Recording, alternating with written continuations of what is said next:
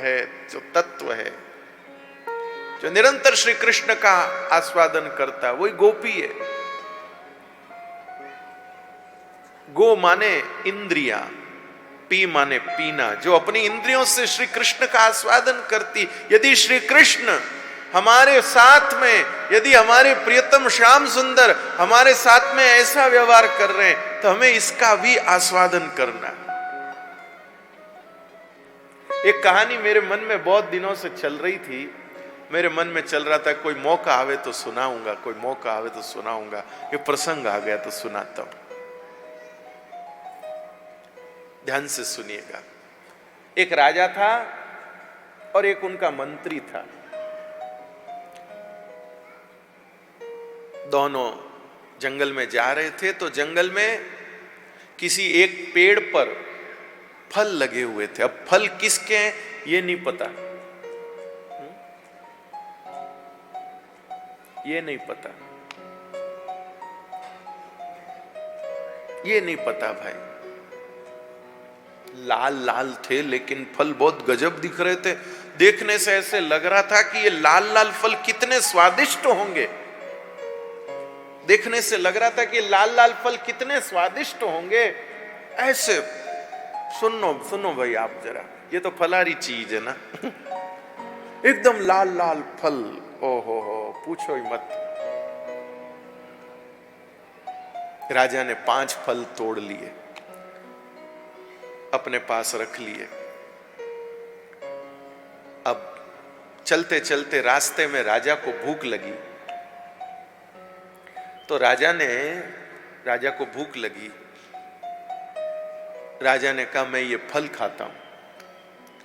मंत्री ने कहा महाराज जंगल का फल है, पता नहीं कैसा होगा, पहले मैं इसका स्वाद लूं फिर आप इसको खाना।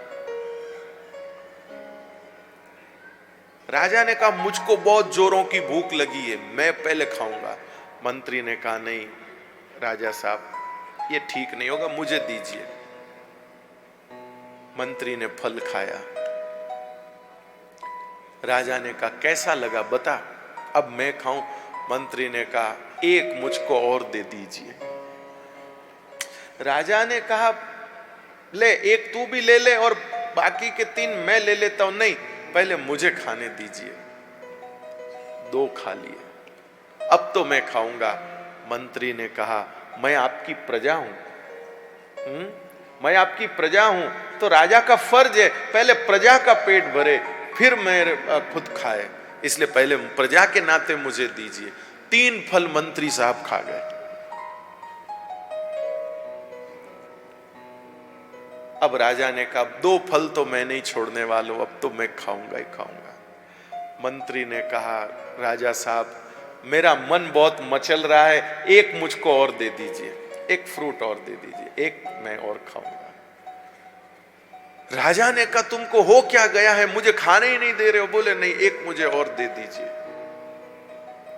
तो चौथा फल भी जो है मंत्री जी खा गए। अब जब राजा 5वां फल खाने लगा तो मंत्री ने कहा ये एक आप खा के क्या करोगे, एक से आपका पेट तो भरना है नहीं, ये भी मुझे दे दीजिए मैं खा लेता हूं। राजा ने कहा ये तो मैं तुझे बिल्कुल नहीं दूंगा। और राजा ने जबरदस्ती खाया, जैसे ही मुंह में लगाया अरे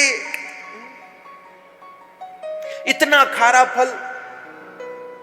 अरे मूर्ख मंत्री, जब मैंने तुझे फल दिया तो तूने मना क्यों नहीं कर दिया, तूने छोड़ क्यों नहीं दिया, काय को ये मेरे दिए हुए कड़वे फल तूने खाए।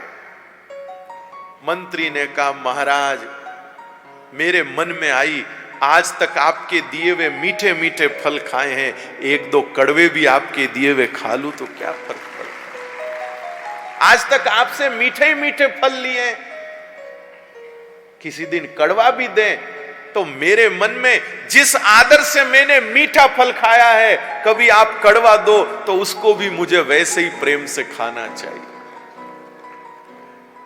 वैष्णवों भगवान हमको अनुकूलता देते हैं, उसको हम उस अनुकूलता को अगर हम भगवान की कृपा बोल बोल के स्वीकार करते हैं तो जीवन में कभी प्रतिकूलता का कड़वा फल आवे तो उसको भी उसी आदर से स्वीकार करना चाहिए, उसको भी उसी आदर से स्वीकार करना चाहिए। ये मुझे बहुत अच्छी लगती है ये कहानी। मंत्री कहता है आपसे हमेशा मीठे मीठे फल लिए हैं, आज तक आपने मीठा ही मीठा दिया है, कभी कड़वा भी दिया तो उसको भी फिर मुझे लेना ही चाहिए, वैसे ही लेना चाहिए। तो भगवान प्रेम ही देते, लेकिन आज भगवान ऐसी बात भी बोल रहे हैं तो गोपी इसका भी आस्वादन कर रही है। सिर्फ भगवान मीठी बंसुरी बजाए उसका हम आस्वादन करें, और आज ठाकुर जी जो थोड़े निठुर वचन बोल रहे हैं तो हम विरोध करें।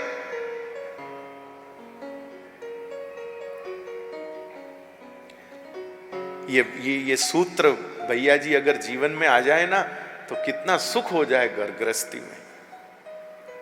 पति पत्नी के झगड़े तो टोटल खत्म हो जाए।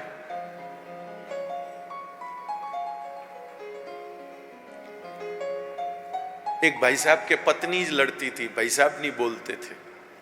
मोहल्ले वालों ने जाकर के भाई साहब को शिक्षा दी कि आप भी तो कुछ दो डायलॉग दिया करो, आपका भी तो कुछ हक बनता है।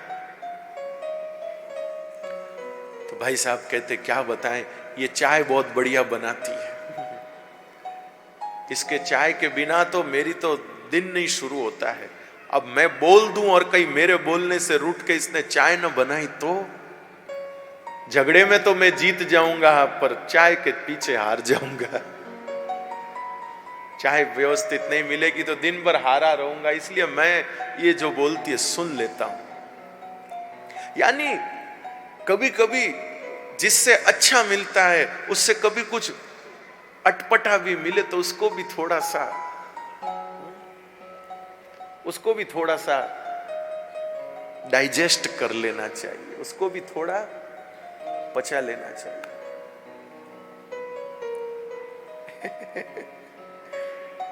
भले ही आप कहेंगे महाराज इस बात में तो थोड़ा स्वार्थ होता है। भाई मैं व्यवहार की बात नहीं कर रहा हूं, व्यवहार की बात आप जाने, मैं तो मेरे भक्ति मार्ग की बात कर रहा हूं, प्रेम पथ की बात कर रहा हूं मैं तो। बस भगवान जो जो अनुकूल करते रहते तो हम गदगद होते रहते हैं, तो कभी कुछ मन के विपरीत भी हो तो वो भी हमने कृपा के रूप में स्वीकार करना चाहिए। जो प्रभु देई सो सिर धरी लेवा।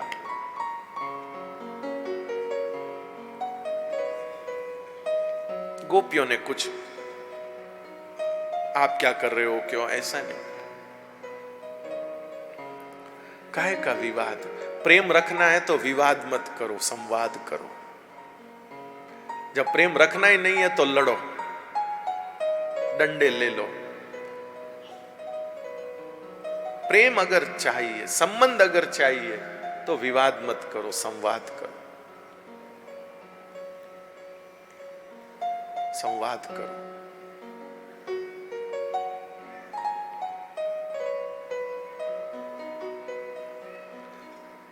अब मैं तो भाई देखो कोई फैमिली सलाहकार हूं नहीं, परिवार का सलाहकार हूं नहीं।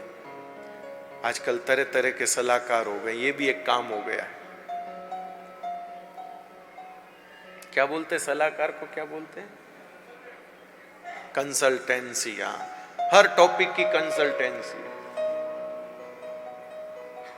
अभी मुझे कुछ दिनों पहले कहीं कोई मिले थे, उन्होंने बताया कि हम एक काम, हमने कहा क्या क्या काम करते, विषय चला तो उन्होंने काम बताया कि हम जिनकी शादी होने वाली है उनको कंसल्टेंसी देते हैं, उनको कंसल्ट करते। क्या कंसल्ट करते हैं कि भाई शादी के बाद आपको कहाँ घूमने जाना है, किधर जाना है, क्या करना है, फिर लौट के क्या करना है, ऐसे क्या, ये सब हम उनको शिक्षा देते हैं। लो, तो मैं कोई वैसा तो नहीं हूं, लेकिन मेरे भाई बहन पति पत्नी आपस में एक नियम बनाए कि रोज आधा घंटा तो हम लोग बात करेंगे ही करेंगे, और उस बात में झगड़ा भी करेंगे, ये भी तय कर लो। लो, ओ भाई साहब ने ताली बजा दी। आपकी श्रीमती जी साथ हैं कि नहीं? नहीं है, जने ताली बजाई तो सुनो तो ऐसी निशुल्क सलाह है, काम आवे तो ठीक है, नहीं रोज नियम से कि भाई आधा घंटा तो हम संवाद करेंगे।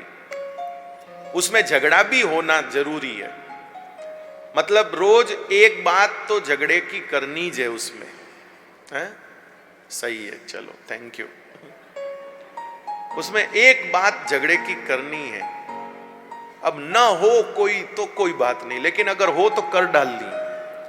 उस आधे घंटे के संवाद में हम शुरू में बात करेंगे, बीच में झगड़ा करेंगे, लेकिन वो आधे घंटे का पीरियड जब खत्म होगा तब हम एक अच्छी बात करके उसको पूरा करेंगे।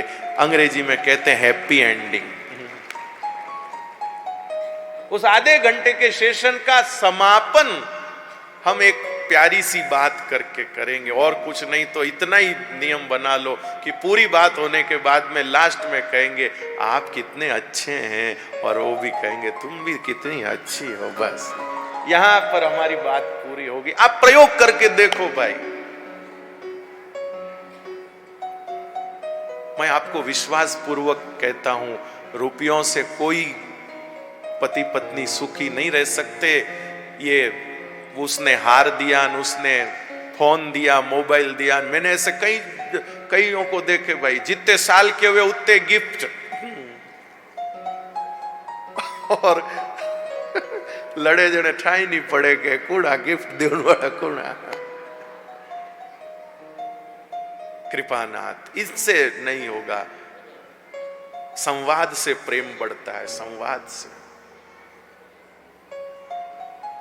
प्रेम का एकमात्र सिद्धांत है संवाद। किसी से आपका झगड़ा भी हो जाए, वैसे ये मेरी बात कोई मानता तो नहीं है, हमारा कभी भी किसी से कोई झगड़ा होता है ना, तो हम उसी झगड़े के साथ में बात करना बंद कर देते हैं, खत्म। उससे क्या होता है, दोनों में कोई एक तो गलत है, या दोनों भी गलत हो सकते हैं, या प्रतिशत हो सकते हैं, ये 40% होंगे, ये उससे उतने प्रतिशत होंगे, चाहे 80 होंगे, ये 20 होंगे, या एक ही पूरा होगा। लेकिन अगर आप संवाद में बने रहेंगे तो संवाद करते करते आपको वो चीज ध्यान में आ जाएगी, और आप स्वयं अपने आप समझ जाएंगे कि कहां कौन गलत रहा, कहां हम गलत रहे, कहां सामने वाला गलत रहा। जो भी कुछ होगा वो सामने आ जाएगा। लेकिन जहां आपने संवाद ही खत्म कर दिया तो वहीं आपने अपने उस द्वंद्व को स्थायी कर दिया, पक्का कर दिया, मजबूत कर दिया।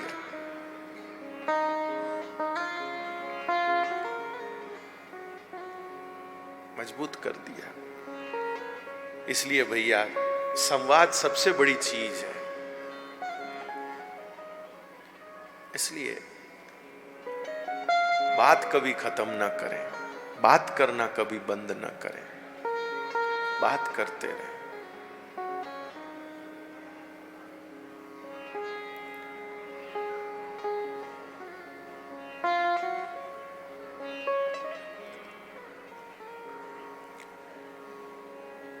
गोपियां आस्वादन करती हैं, भगवान ने कहा घर जाओ, क्या जरूरत है, रात को नहीं आना चाहिए, घर वाले ढूंढ रहे होंगे, परेशान हो रहे होंगे, ये क्या स्त्रियों का धर्म है क्या, घर बार छोड़कर रात को आना, ये क्या स्त्रियों का धर्म है। अब इनको पूछो कि अगर इतनी आपको धर्म की चिंता है तो रात को बंसुरी क्यों बजाई, काय को रात को बांसुरी बजाई आपने, धर्म बिगाड़ने वाले तो आप हैं। क्यों रात्रि में बांसुरी बजा बजा के घर छुड़ाते हैं, ऐसी बांसुरी बजाते हैं, घर में मन ही नहीं लगता है।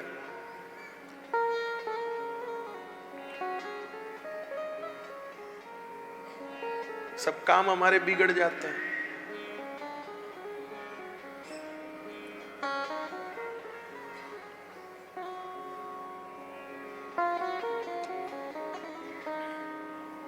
बातें तो इतनी मन में आती हैं, भाव तो इतने मन में आते हैं, कितने कहूं, कितना सुनाऊं। हमारे नरसिंह मेहता कहते हैं, मैं कानूड़ा थारी रे गोवालन, मोरलिए ललचाई रे। ऐसा मेरे को मुरली का आकर्षण होता है, ऐसा मेरे को मुरली की ध्वनि का आकर्षण होता है। गाय रे बदले हूं तो गोधाने बांध्यो, जहां गाय बांधनी चाहिए वहां नंदी को बांध दिया। और अनजाने, मतलब हाथ में थन नहीं है पर ऐसे दूर रही हो। और जब गाय दूते हैं ना तो फिर गाय का बछड़ा बीच बीच में मुंह डालता है। तो फिर उसको भी फिर वो दूध दूने वाली स्त्री बांध देती है। तो गाय, गोपी गाय की जगह उसने नंदी को बांध दिया है, बैल को बांध दिया है, नंदी को बांध दिया, सांड को बांध दिया है।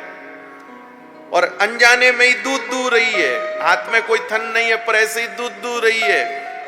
और घर में रोता हुआ उसका बच्चा, उसको उसकी सासू ने कहा, जा तेरी माँ बाहर गाय दूह रही, उसके पास चला जा। उसका बच्चा जब रोते हुए आता है तो वो गोपी समझती कि ये तो बछड़ा बीच बीच में मुंह डाल रहा है। जैसे बछड़े को बांधते हैं ऐसे उस अपने बच्चे के गले को कस के बांध दिया। ले, बच्चा चिल्लाटी मार के रोता, अंदर से उसकी दादी आके बचाती कि मारेगी क्या छोरे को। अब बताओ, एक माँ अपने बच्चे के गले में रस्सी बांध के यूं करे, इससे बड़ा अधर्म क्या होगा। लेकिन ये अधर्म कैसे हो रहा है? उस मुरली की धुन पे ऐसी स्थिति हो जाती है। उस मुरली की ध्वनि पे ऐसी स्थिति हो जाती है, तो क्या करें। तो गोपी ने सब बातें सुनी, वापिस कोई प्रति उत्तर नहीं, कोई कुछ नहीं। आंखों से आंसू आने लगे, इनको रोक नहीं सकती, क्या करें। तब श्री भगवान ने गोपियों को स्वीकार कर लिया। अरे रे रे रे रे, लो रो मत लो, चलो आओ थोड़ी देर के लिए हम साथ में विचरण करते हैं, आओ। भगवान ने नृत्य किया गोपियों के साथ। भगवान को इतनी सहजता से अपने समीप पाकर के स्म हो गया, स्म हो गया।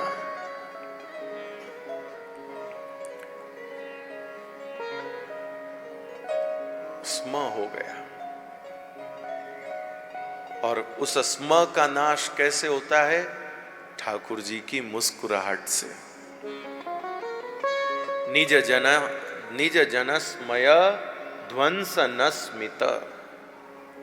निज जनों का, यानी अपने ही लोगों को जब अहंकार हो जाता है तो उसको दूर करने के लिए भगवान को कोई योजना नहीं करनी पड़ती है। भगवान बस एक बार मुस्कुरा के देख लेते हैं, उसी से भक्तों के अहंकार का नाश हो जाता है। जैसे कोई रोग के लक्षण डॉक्टर को अपने, डॉक्टर जिस परिवार में कोई डॉक्टर हो, जिस परिवार में चाहे उनके पिताजी हो, काका जी हो और साथ रहते हो, तो परिवार के किसी सदस्य में हल्का सा भी रोग का लक्षण दिखेगा तो एक छोटी सी गोली देके वो उसको वहीं पर समाप्त कर देंगे। तो भगवान भी अपने भक्तों में कहीं भी थोड़ा बहुत अगर गर्व देखते हैं, कहीं भी थोड़ा बहुत अगर अहंकार देखते हैं तो तुरंत सिर्फ मुस्कुरा करके उसका नाश कर देते हैं। निज जनस्मय ध्वंस न स्मित। एक हल्की सी मुस्कान में तो भगवान भक्तों के अहंकार का नाश कर देते हैं। लेकिन गोपियों के बीच से भगवान अंतर्हित हो गए थे, अंतर ध्यान हो गए थे, तो फिर कैसे करते थे? तो इसलिए भैया अब गोपियां गोपी गीत गाती हैं, ठाकुर जी को ढूंढती है यमुना जी के तट पर।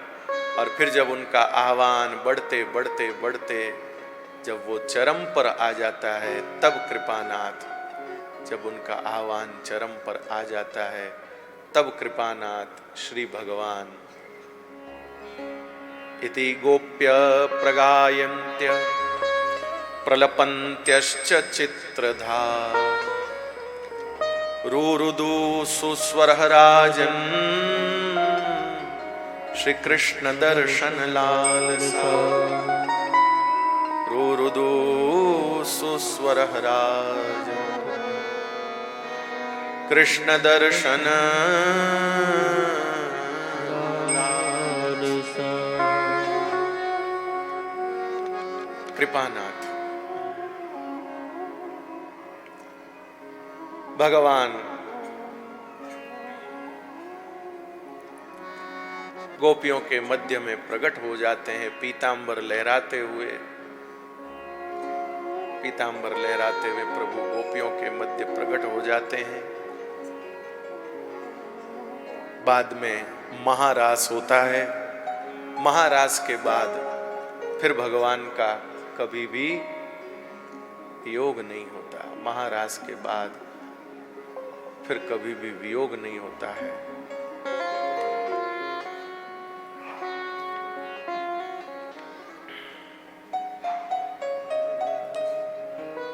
इसके बाद में भैया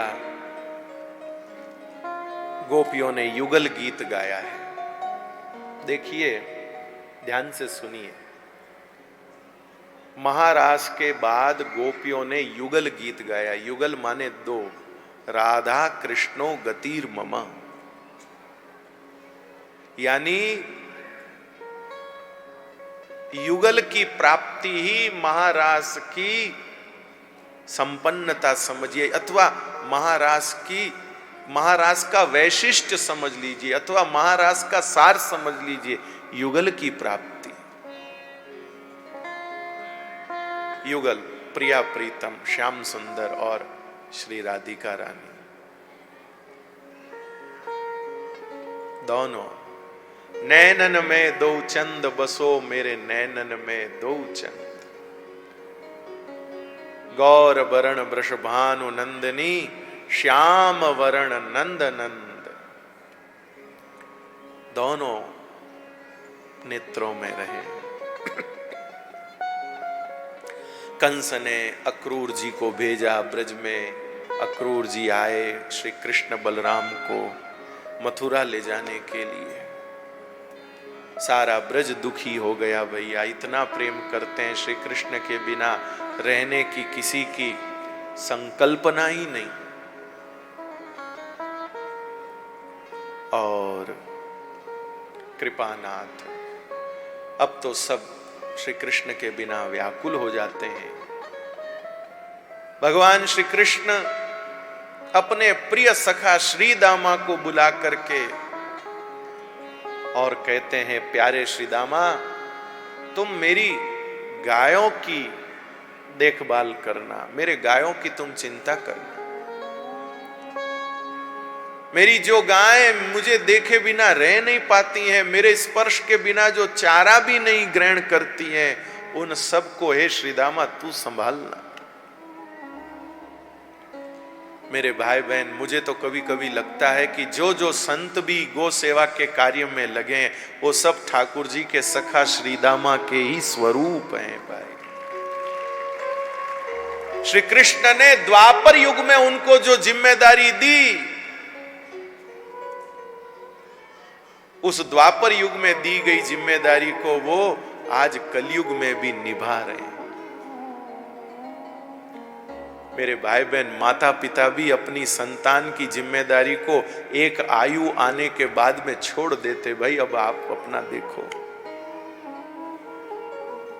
लेकिन ये श्री कृष्ण के सखा हैं, इसलिए कितने युग बीत गया, 5,500 साल हो गए। इन 5,500 सालों में वो कितनी बार भूतल पर आए होंगे, पर हर बार भूतल पर आकर गौ सेवा करते हैं। मेरे भाई बहन, एक बात मैं निश्चित रूप से आप लोगों को कहना चाहता हूं, किसी को अच्छी लगे तो भी अच्छी बात है, नहीं लगे तो भी कोई बात नहीं है। जो सच्चा गो भक्त है वो धरती पर जितनी बार भी जन्मेगा गो सेवा ही करेगा भैया, गो सेवा ही करेगा। वो जितनी बार जन्म लेगा उससे गो सेवा ही होगी। मेरे भाई बहन ध्यान दीजिएगा, सेवा का और भक्ति का बीज कभी पलटता नहीं। सेवा और भक्ति का बीज जो है ना वो कभी नहीं पलटता, वो यथावत रहता है। जो आज भक्त है वो अगले जन्म में विभक्त हो जाएगा नहीं, अभक्त हो जाएगा नहीं। अगर वो इस जन्म में सच्चा भक्त है तो अगले जन्म में भी वो भक्त ही होगा भैया। और किसी प्रारब्ध के कारण, किसी कर्म के कारण गधा घोड़ा बकरी बिल्ली भी बन गया ना तो भी भक्ति ही करेगा, उस शरीर में भी भक्ति करेगा। भगत बीज पलटे नहीं, भगत बीज पलटे नहीं, युग बीतो अनंत। भक्ति का बीज कभी नहीं पलटता है, चाहे युग बीत जाए। ऐसे ही मेरे भाई बहन गो सेवा का बीज भी कभी नहीं पलटता। जिसके हृदय में एक बार गो सेवा का बीज पड़ गया, अब वो जब भी जन्मेगा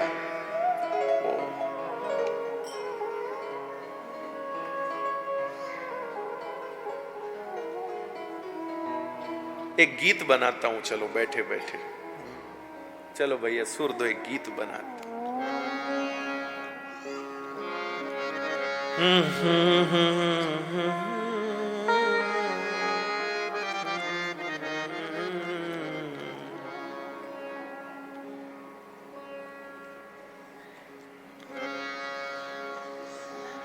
कोई लिखो, पेपर पेन से लिखो, फिर उसको गाते हैं। जब भी जन्म मिलेगा सेवा करेंगे गौ की। इतना टाइम लगता है तुमको पेन खोलने में? जब भी जन्म मिलेगा सेवा करेंगे गौ की।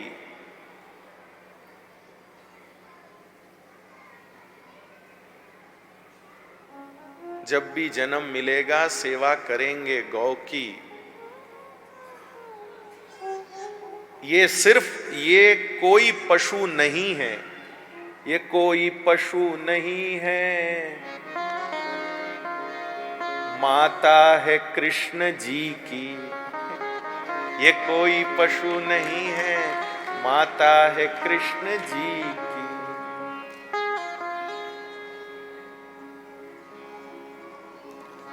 मिले साथ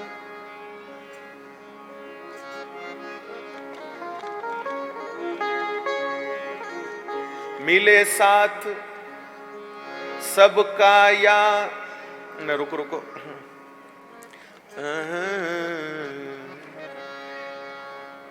मिले साथ या नहीं किसी का, मिले साथ या नहीं किसी का, पर जीवन मिले साथ या नहीं किसी का, गो सेवा धर्म हमारा।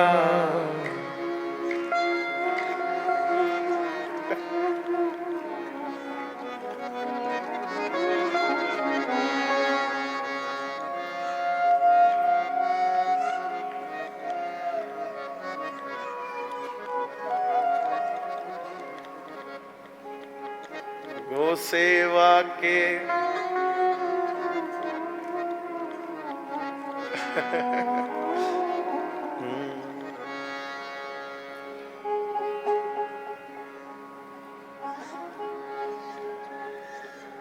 गौ माता की सेवा से है, गौ माता की सेवा करना धर्म हमारा है, धर्म हमारा।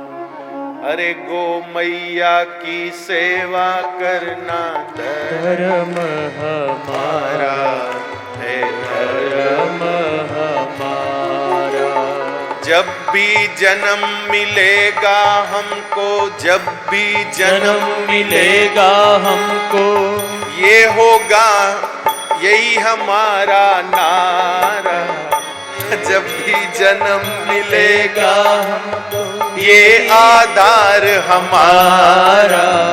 गौ माता की सेवा करना धर्म हमारा है, धर्म हमारा। अब लाओ दो।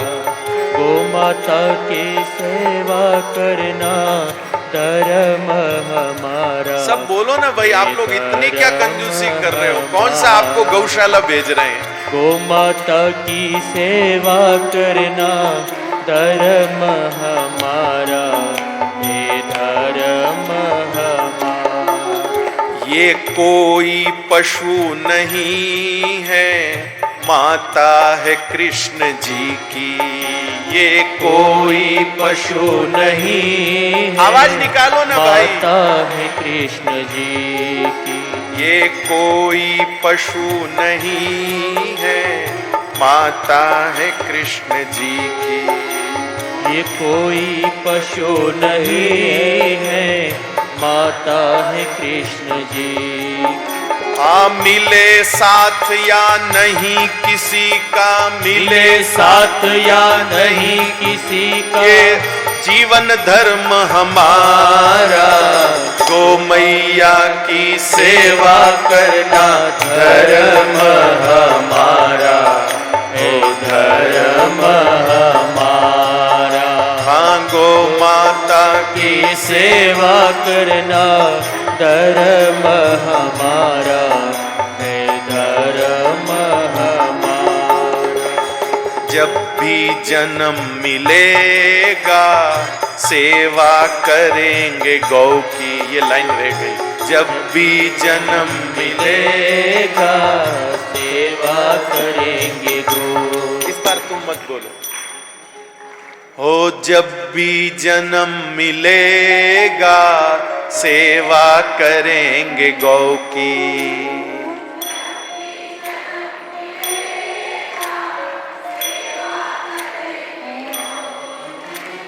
ये कोई पशु नहीं है, माता है कृष्ण जी की।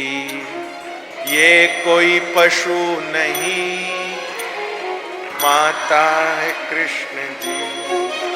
आ मिले साथ या नहीं किसी का, मिले साथ या नहीं किसी के जीवन धर्म हमारा। गौ माता की सेवा करना धर्म हमारा, हे धर्म हमारा। गाइए, गौ माता की सेवा करना धर्म हमारा, हे धर्म हमारा।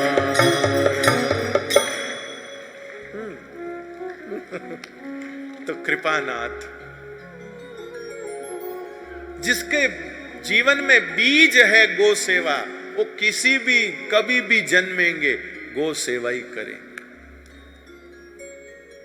बुरा मत मानना हो, जिसके बीज ही व्यापार का है वो कुछ भी बनेंगे, व्यापार ही करेंगे।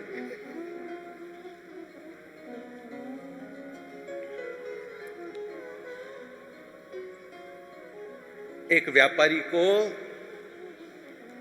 यमराज जी ने पूछा, भैया तुम्हारा थोड़ा स्वर्ग भी है और थोड़ा नरक भी है, बोलो पहले स्वर्ग में जाओगे कि नरक में जाओगे? उसने कहा मेरे को न स्वर्ग जाना है ना नरक में जाना, दोनों के रास्ते कहां मिलते वहां दुकान खोल लिए ताकि स्वर्ग वाले भी सामान ले जाए, नरक वाले भी सामान ले जाए। जिसका जो बीज है वो पलटता नहीं है भैया।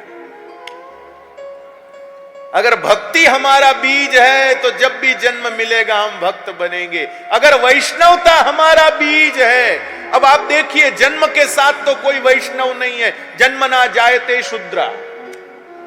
जन्म के साथ तो हर व्यक्ति रॉ मटेरियल है, कच्चा माल है।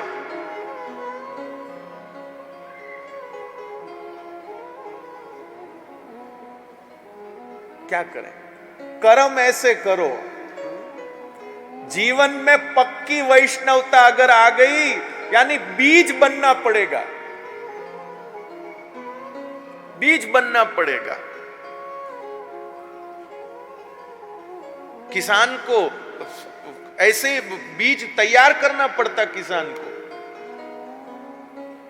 बीज बनना पड़ता है। आपके जीवन में भक्ति बीज बन जाए, आपके जीवन में वैष्णवता बीज बन जाए।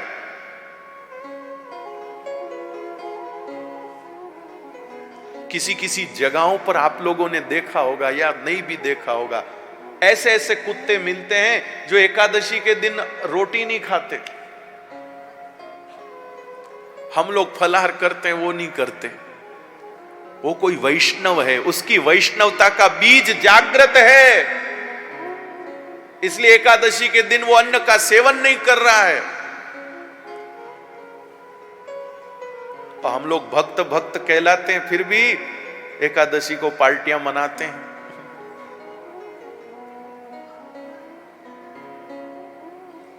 महाराज हमने एकादशी तो करी, पर साल भर ही करी। क्यों भाई साल भर क्यों करी? बोले वो दादाजी के पीछे पंडित जी ने कहा कुछ बोलो कुछ बोलो, तो हमने साल भर की एकादशी बोली थी दादाजी के लिए।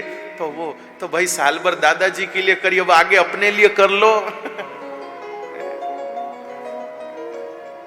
कि अपने लिए हम क्यों करें, हमारे भी हमारा पोता करेगा।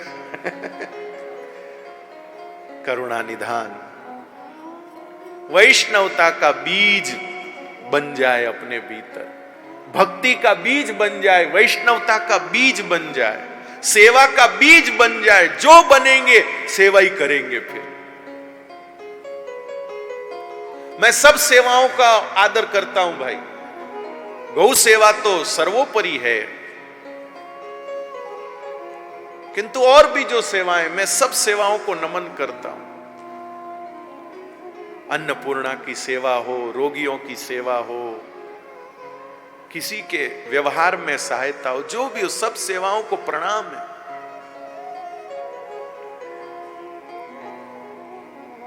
लेकिन ये सेवा कौन व्यक्ति कर सकता है? जिसके बीज है सेवा, वो व्यक्ति जहां जाएगा सेवा करेगा, जिधर जाएगा वो सेवा करेगा।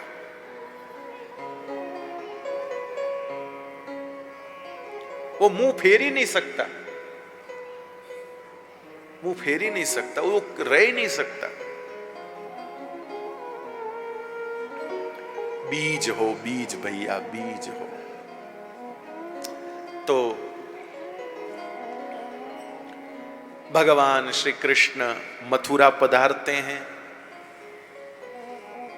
बाबा नंद आदि ग्वाल बालों को लेकर मथुरा आते हैं। मथुरा में भगवान मथुरा नगरी का दर्शन करने जाते हैं।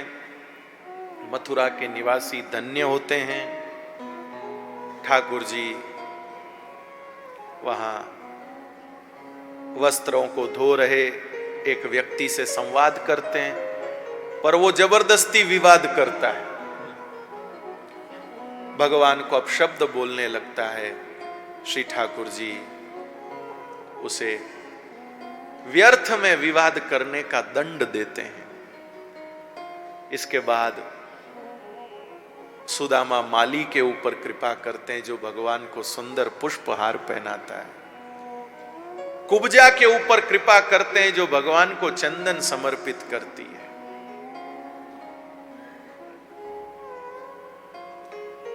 उसके बाद भगवान कोवलिया पीढ़ हाथी का वध करते हैं, और मैं बहुत अधिक वर्णन नहीं करूंगा। भगवान कंस के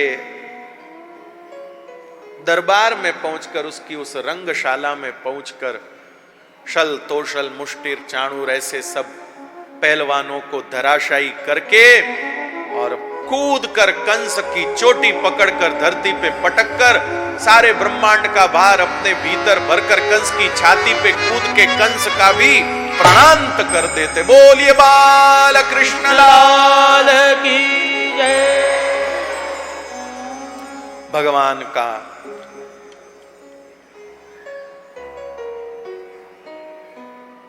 मुंडन संस्कार होता है। भगवान अपने माता पिता वसुदेव देवकी को कारागृह के बंधनों से मुक्त करवाते हैं, नंद बाबा को वापिस वृंदावन भेजते हैं, भगवान का मुंडन संस्कार होता है, सांदीपनी ऋषि के यहां से विद्या अध्ययन करके प्रभु लौटते हैं। श्री उद्धव जी महाराज भगवान के संदेशवाहक बनकर ब्रज में जाते हैं, ब्रजवासियों के प्रेम से प्रेरित होते हैं। मेरे भाई बहन बुरा न मानिएगा, बुरा न मानिएगा, दिखावे से प्रेरणा नहीं मिलती है, वास्तविक प्रेम होता है उससे प्रेरणा मिलती है। कई लोग सोचते हैं भैया हम जितना दिखावा करेंगे उतना लोग प्रेरित होंगे, नाम बोलना, ये करना, वो करना, ऐसा करने से लोग प्रेरित होंगे। नहीं नहीं, दिखावे से लोग दूर जाते हैं, सच्चे लोग दूर जाते हैं। जिनको दिखावा पसंद है वो तो और पास आते हैं। अब हमको दिखावे वाले ही लोग चाहिए कि सच्चे लोग चाहिए, ये अपना प्रश्न है, अपना विषय।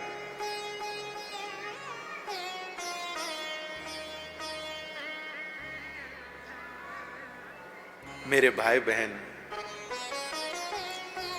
हम संतों से प्रेरणा लेते हैं, क्यों? क्योंकि संतों के हृदय में किसी संत को देखकर हमारी भक्ति बढ़ती है। आहा, मुझे याद आ गई मीराबाई।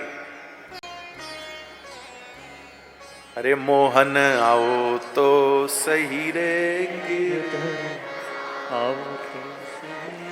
अभी नहीं गाने वाला हूं मैं, रुको 2 मिनट।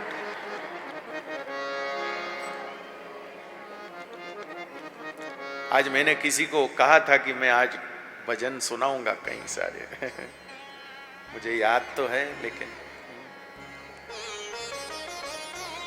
मीराबाई का स्मरण हो गया। जरा सुनिएगा कृपा करके, छोटी सी बात सुनिएगा, फिर ये भजन गा देता हूं मैं। छोटी सी बात सुनिएगा।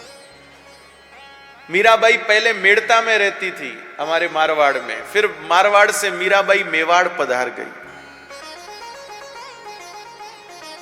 तो जो साधु संत मेड़ता में आते थे मीराबाई को मिलने के लिए, वो मेवाड़ में जाने लगे। अब मेवाड़ में साधुओं का आना जाना नया नया था, लोगों को अटपटा भी लगता था। मेवाड़ के लोग थोड़े भयभीत भी होते थे कि इन साधुओं के रूप में कोई यवन ना आ जाए, कोई मुगल ना आ जाए, कोई आक्रमणकारी ना आ जाए। लोग महात्माओं को थोड़ा भला बुरा भी बोलते थे, काय को यहां आते हो, ऐसे ऐसे लोग बोलते थे। उनका अपमान भी हो जाता, तिरस्कार भी हो जाता। किसी सज्जन व्यक्ति ने कहा, हे महात्माओं, आप यहां मेवाड़ में आते हो, आपका यहां पर तिरस्कार होता, कोई आपको अटपटा बोलता है, आप काय को आते हो यहां, क्या लेने को आते हो? आपको पुष्कर जाना है, आप सीधे चले जाए और इतना लंबा चक्कर काट के जाते हो, क्यों? महात्मा कहते हैं, क्या बताएं, हम मीराबाई का दर्शन करने आते हैं। अरे क्यों भाई, मीराबाई का दर्शन में क्या है? आप तो भक्त हो, व्यक्ति को महत्व देते हो, मीराबाई के दर्शन से क्या मिलता है? बांके बिहारी का दर्शन करो, जाओ पुष्कर में सरोवर में स्नान करो, ब्रह्मा जी का दर्शन करो, वहां जाओ उनका दर्शन करो। महात्मा कहते हैं हम सब जगह जाते हैं, पर सब जगह जाने पर भी हमारी भक्ति जैसी नहीं बढ़ती है ना, मीराबाई का दर्शन करने से हमारी भक्ति बढ़ जाती है।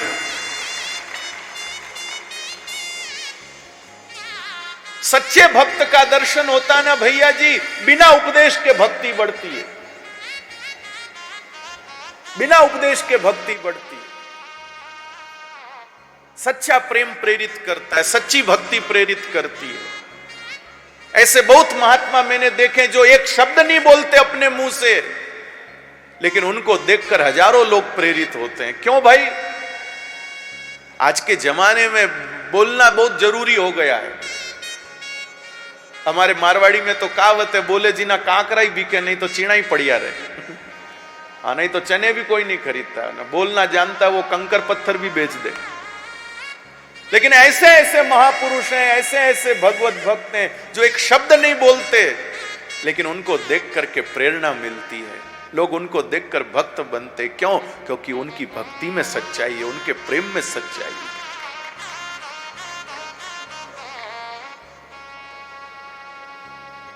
ये मीराबाई की बात थी। एकली खड़ी रे मीराबाई, एकली खड़ी हो, एकली खड़ी रे मीराबाई, एकली खड़ी।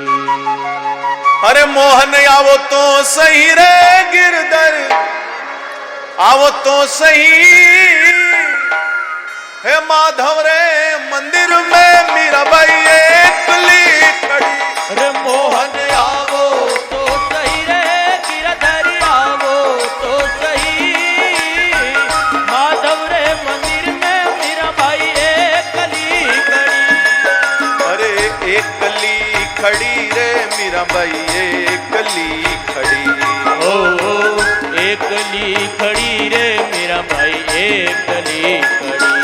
मोहन आवो तो सही रे गिरधर, आवो तो सही, माधव रे मंदिर में मीराबाई एकली खड़ी। जय हो।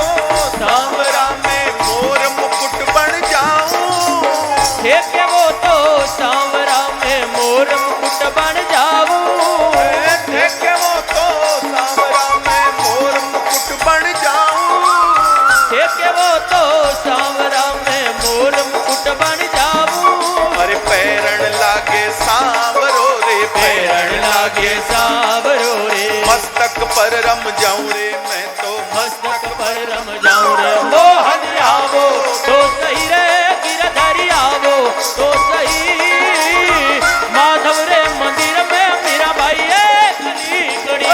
मोहन आवो तो सही रे गिरधरी, आवो तो सही, माधव रे मंदिर में मीराबाई एकली खड़ी।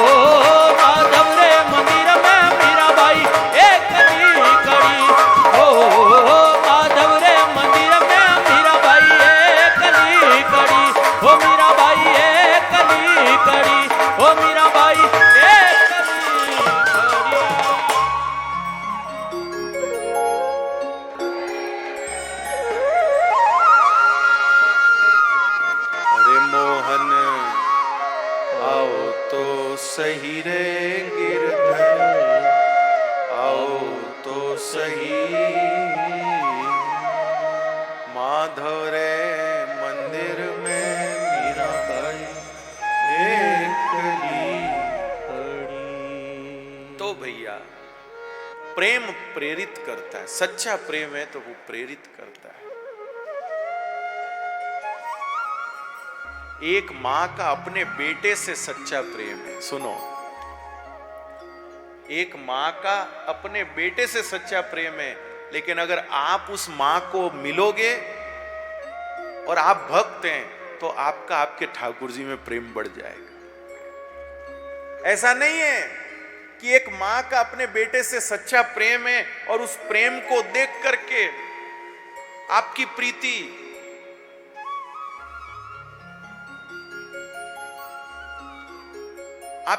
भी आपके बेटे में चली जाएगी। नहीं, अगर आप भक्त हैं तो आपको उस सच्चे प्रेम से जो प्रेरणा मिलेगी वो प्रेरणा आपको भगवत प्रेम में आगे बढ़ाएगी। सच्चा होना।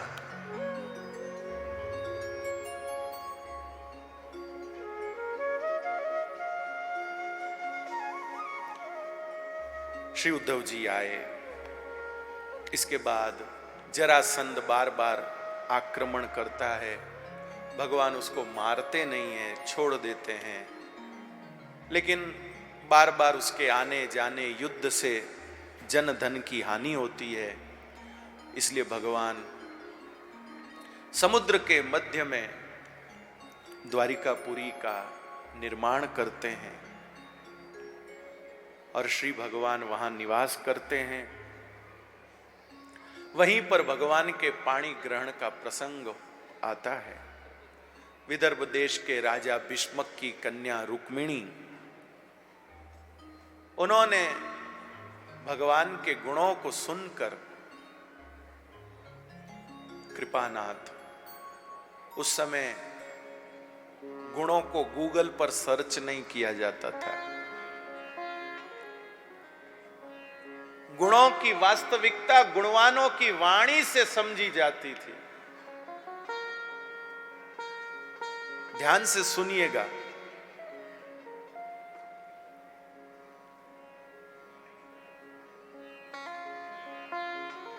रुक्मिणी जी विवाह के योग्य हो गई। रुक्मिणी जी विवाह के योग्य हो गई। आप लोग इतने प्रेम से कथा सुनते, मुझे बहुत अच्छा लगता है। अब कुछ लोग करते हैं बीच में अड़चन, उनकी वो जाने, लेकिन आप में से बहुत सारे लोग हैं जो बहुत प्रेम से कथा सुनते हैं, मुझे उससे बहुत सुख मिलता है, बहुत सुख मिलता है। हर आयोजन में कुछ कुछ चीजें तो ऐसी होती जो मुझे नहीं सुहाती हैं। उस समय किसी मेरे साथ वालों को लगता कि अब महाराज इनको कथा देंगे नहीं, लेकिन मैं फिर से तैयार हो जाता हूं। उसका कारण यही है, समिति से मेरा कोई लेना देना नहीं है, संगठन से मेरा कोई वो नहीं है, आयोजक यजमान आदि से मुझे कोई वैसा नहीं है। आप लोग जो श्रोता है ना, वो मुझे बहुत अच्छे लगते हैं, इसलिए मैं एडजस्ट करता हूं और डाइजेस्ट भी करता हूं। कुछ चीजें एडजस्ट करता हूं, कुछ डाइजेस्ट करता हूं। बहुत चीजें मेरे मन के अनुकूल नहीं है, मेरे सिद्धांत स्वरूप के भाव के नहीं, लेकिन आप लोग बहुत अच्छे लगते हैं। आप कहेंगे बैठे बैठे आपको क्या सूझ गई, हमारी तारीफ करने लगे, ऐसी मन में आ गई जी। किसी की निंदा करने की मन में आए तो उसमें देरी नहीं लगाते, तो किसी की तारीफ करने की दिल में आए तो भी देरी नहीं लगानी चाहिए। तारीफ को तो टालते हैं, तारीफ को तो कोर्ट केस की तरह की अगली बार देखते हैं। इस बार अच्छा किया है, नहीं इस बार नहीं बोलेंगे, अगली बार अगर बढ़िया किया तो बोलेंगे। नहीं, ऐसे मेरे दिल में आ गई तो मैंने बोल दिया। तो सुनिए, बहुत सुंदर बात है। रुक्मिणी जी विवाह के योग्य हुई। तो अब जब रुक्मिणी जी विवाह के योग्य हुई है तो उनके पिता भीष्मक महाराज अपने यहां आने वाले जनों को पूछते हैं कि मेरी बेटी रुक्मिणी के योग्य कोई वर बताओ। आपके भी घर में बेटा बेटी कुंवारे होते तो कोई आते हैं तो उनको पूछते भाई कोई हो तो बताना, कोई। मेरे को भी कई लोग कहते कुछ बताना कुछ बताना। एक दो ठोड़ बताया बैठ या कोई उन पर मैं तो हाथ जोड़िया भाई इस काम में कभी नहीं पड़ना, क्या बतावें। क्योंकि आप लोग बुरा मत मानना, आप लोग तो बहुत अच्छे हो, लेकिन मेरे पास जो